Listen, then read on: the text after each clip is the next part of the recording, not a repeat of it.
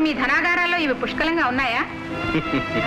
మొన్ననే కదా నాగులేటి వరద బాధితుల కోసం అవన్నీ వినియోగించాం. పేరు ప్రజలది. ఉన్నదంతా మీ మంత్రి బ్రహ్మన్న గారు చాపకూటి సంతర్పణలకు వెచ్చించారు. కొత్తగా సంక్రమతంలో కలిసిన దొంగ భక్తులకు నిలువు దోపులిచ్చారు. ఇప్పుడే శత్రురాజులైనా దండెత్తి వస్తే ఏమవుతుంది? మాకందరూ మిత్రులే కాని శత్రువులు ఎవరూ లేరే. ఓటెడు విషం కడివెడ పాలను కాలకూటంగా మార్చినట్లు మిత్రత్వం శత్రుత్వంగా మారడానికి ఎంతసేపు పడుతుంది? మీ అమాచుల వారు ప్రవేశపెట్టిన వర్ణ సంకరం చాపకూడు ప్రజల్లో ఎంత సంక్షోభం కలిగించిందో మీరు గ్రహించారా? ఈ పరిస్థితుల్లో నేనే కాదు, మాతృభూమిని ప్రేమించే ఏ దేశభక్తులైనా చూస్తూ ఊరుకోలేరు మహారాజా. ఏమిటి అరాచకం, అమానుషం, పట్టపగలే బందిపోట్లు, ప్రజలపైన అత్యాచారాలు? అదే మేము అడుగుతున్నాం. అడగవలసింది నువ్వు కాదు. సైన్యాధ్యక్షులకు సభా మర్యాద తెలియదనుకుంటాను. సభా మర్యాదలు ఆడదాని దగ్గర నేర్చుకోవలసినంత దుర్గతి మాకు పట్టలేదు. మామయ్య గారు తొందరపడకండి. నాన్నగారి వరపత్రాన్ని గౌరవించి 3 దినముల పాటు ఈ రాజ్య పరిపాలనాధికారాన్ని వీరికి అప్పగించవలసి వచ్చింది. ఏమిటి, అధికారాన్ని అప్పగించావా?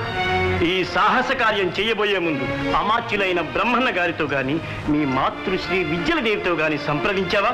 పెద్దవాళ్ళం మేమంతా ఏమయ్యామనుకున్నాం? అవకాశం లేకపోయింది. పెద్దలైన మీరంతా దేశంలో సుంకం వసూలు చేయడానికి వెళ్ళి ఉన్నారు. అయినా ఇందులో తప్పే ఉంది.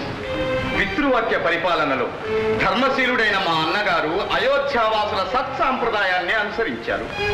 సర్వసేనాని గారు స్వసాంప్రదాయాన్ని మర్చిపోవడం ఆశ్చర్యంగానే ఉంది.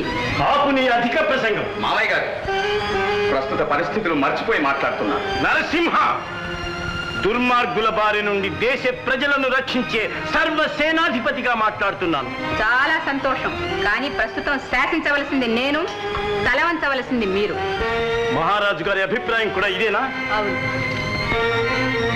మహారాజా, చాలా మంచిది. ఇది దానపత్రాన్ని గౌరవించడం కాదు, ధర్మపీఠాన్ని అవమానించడం. సెలవు. విన్నారా మహారాజా కొమ్మరాజు గారి మాటలు? ఎన్నాళ్ళైనా మీరు వారి చేతుల్లో కీలుబొమ్మలుగా ఉండాలని వారి అభిప్రాయం. వారి కుట్రలు కుయుక్తులు మీరు గ్రహిస్తున్నారని వారి భయం. కుట్రలేమిటి, కుయుక్తులేమిటి? అవన్నీ ఈ రాజ్యసభలోనే చెప్పమంటారా మహారాజా? నాగమ్మ గారు, మా రహస్య మందిరానికి దయచేయండి. చిత్తం. మీ మాతామహులు చందవోలు మహారాజులు శూద్రవంశజులని ప్రతీతి. కానీ విద్యలదేవి ఆమె కుమారులు సుక్షత్రియులమని చెప్పుకుంటున్నారు. వారికి పరమాప్తులైన మీ మహామంత్రులు, సైన్యాధ్యక్షులు ఉత్తరోత్తర మలిదేవుణ్ణే పల్నాటి రాజ్యానికి ప్రభువుని చేస్తే మీరేం చేయగలరు? మలిదేవ్? అవును, మన చుట్టూ ఉన్న మండలాధీశ్వరులంతా మహాబలవంతులైన వీరశైవులే. కానీ ఆ సత్యాన్ని విస్మరించి ఆ మతాన్ని అవమానిస్తున్నారు అమాత్యుల వారు. ఇవి కారణంగా పెట్టుకుని శత్రురాజులు మీపై దండెత్తి వస్తే మీరేం చేయగలరు?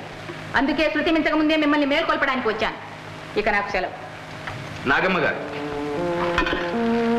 మమ్మల్ని ఇటువంటి అయోమయ స్థితిలో వదిలిపెట్టి మీరు వెళ్ళిపోవడం భావ్యం కాదు. ఇంతకాలం మమ్మల్ని కన్న తండ్రి వెలిపించిన బ్రహ్మన్న గారు, కంటికి రెప్పలా కాపాడుతూ వచ్చిన కొమ్మరాజు గారు మా వెనుకే మాకు ఇంతటి ద్రోహం తలపెడుతున్నారని కలలోనైనా ఊహించలేకపోయి మీరు మా కళ్ళు తెరిపించారు. సరే, నేటి నుండి మీరే మాకు మహామంత్రినిగా ఉండి మమ్మల్ని ఒక ఒడ్డుకు చేర్చండి. మహామంత్రిని? మహారాజా క్షమించండి, నాకెందుకు ఈ రాజకీయాలు? మీరే అలా అంటే మమ్మల్ని ఇంకా రక్షించగలవారెవరు? యువరాజా, నాగమ్మ పేరుతో పెరిగినందుకు నాగుపాములా క్షమారహితం. నన్నెవరైనా అవమానిస్తే సహించలేదు. పైగా పదవులు అలంకరించిన మీ మహామంత్రులను సేనాధిపతులను ఎదిరించే అధికారం నాకేది? మీకు అటువంటి సర్వాధికారాలు మేమిస్తున్నాం. జయము జయం మహారాజా. మహామంత్రి బ్రహ్మన్న గారు సభామండలికి వేంచేశారు. వస్తున్నాం. నాగమ్మ గారు, మమ్మీ విషవలయం నుంచి మీరే తప్పించాలి. బ్రహ్మన్న గారిని ఎదిరించి మేము సమాధానం చెప్పలేదు. మా పక్షాన వారితో మీరే వాదించాలి. మీ మాట మేము కాదనమని త్రికరణ శుద్ధిగా ప్రమాణం చేస్తున్నాం. సరే మహారాజా, మీరింతగా సెలవిస్తున్నప్పుడు కాదనగలనా? చాలా సంతోషం.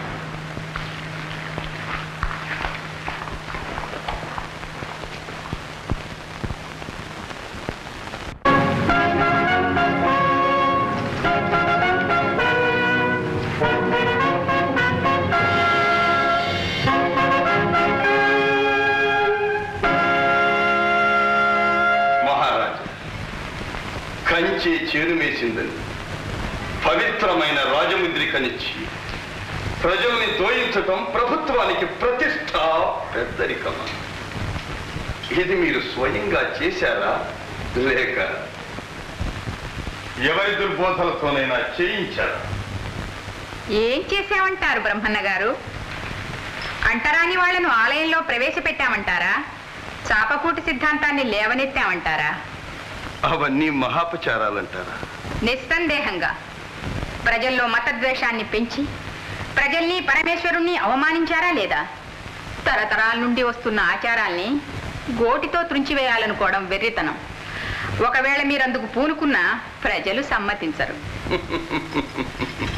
బలవంతం బ్రహ్మనాయని సిద్ధాంతం కాదు నాగమ్మ గారు. అజ్ఞానం, అంటరానితనం అంతరించిపోవాలి. జాగృతమైన పల్నాటి ప్రజల జీవన స్రవంతి అమృతవాహిని అయి మానవాళికి మార్గదర్శకంగా నిలిచిపో. ఈ ధర్మచ్యుతి భరించలేని ప్రజలు వలసపోవడానికి మీ ఆశయాలు మార్గదర్శకంగానే ఉన్నాయి. నాగమ్మ గారు, దేశ కళ్యాణం కోసం జరిగే ఏ ఉద్యమమైనా ఆదిలో కొంతమందికి బాధగా కనిపించవచ్చు. దానిని అవకాశంగా తీసుకుని స్వార్థపరులు కొందరు గోరంతలు కొండంతలు చేయవచ్చు. మీరు చాలా పొరపడుతున్నారు.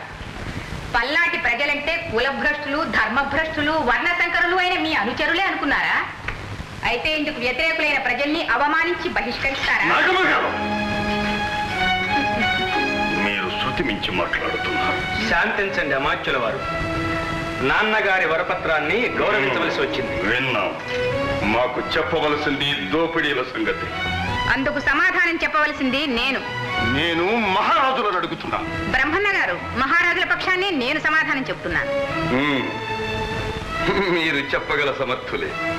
మీ ప్రతిభా విశేషాలు ఇదివరకే విన్నాము, ఇప్పుడు ప్రత్యక్షంగా చూస్తున్నాము. పల్నాటి ప్రజల గోడు ప్రభువులకు మనవి చేస్తున్నాము. ధర్మాధర్మ నిర్ణయం చెయ్యవలసినది వాళ్ళు. ఆ ధర్మాధర్మాలేమిటో నేనే చెప్తాను. అనాది నుంచి వస్తున్న ధర్మాలైతే అందరికీ తెలుస్తాయి. మీరు కొత్తగా సృష్టించిన ఈ ధర్మాలు ఎవరికి తెలుస్తాయి? ఇప్పుడు జరుగుతున్న అన్యాయాలకు, కల్లోలాలకు కారణం ఎవరంటారు? మీరే. మహారాజ్, ఈ అభియోగాలన్నీ మీరు నమ్ముతున్నారా? నా దేశభక్తిని శంకిస్తున్నారా?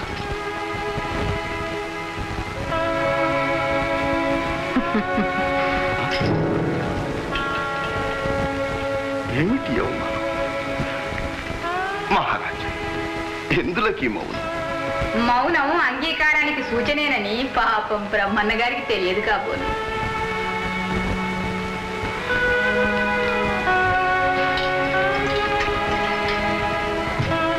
మంచిది. ఒక్క మాట. అంటరానితనం పుటడుసులో దిగబడ్డ కడజాతులకు ముక్తి కలుగజేసి ప్రజల రక్తము ద్రావు రణపిశాచంబుల దశ దిశాంతములకు తరిమివేసి